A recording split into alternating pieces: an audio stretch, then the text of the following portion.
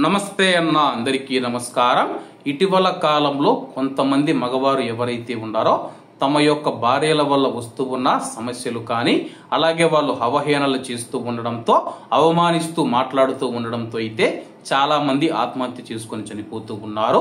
వివరాలేకి వెళితే కర్ణాటకలోని చామరాజనగర ప్రాంతానికి చెందిన పరశివమూర్తి మమత భార్యాభర్తలు పెళ్లి నాటికే బట్టతల ఉన్నప్పటికీ మమత అతడిని వివాహం చేసుకుంది.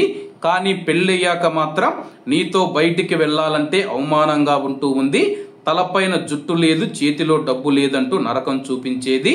వరకట్నం కేసు పెట్టి అతడిని నెలన్నర పాటు జైలులో ఉంచింది. తాజాగా బెయిలుపై బయటికి వచ్చిన మూర్తి ఆ బాధల్ని తట్టుకోలేక తనువు చెల్లించాడనమాట.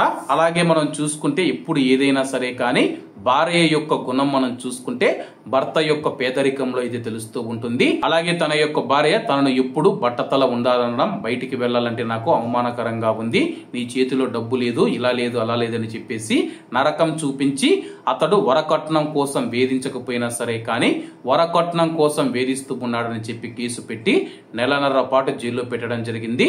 జైలు నుంచి బెయిల్పై విడుదలైన అతను ఆ యొక్క అవమానాన్ని భరించలేక అతనైతే ఆత్మహత్య చేసుకొని చనిపోవడం జరిగింది.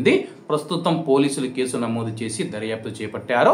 కాబట్టి అందరూ బాగుండాలి, అందులో మనం ఉండాలి. అందరికీ నమస్తే అన్న, జై హింద్.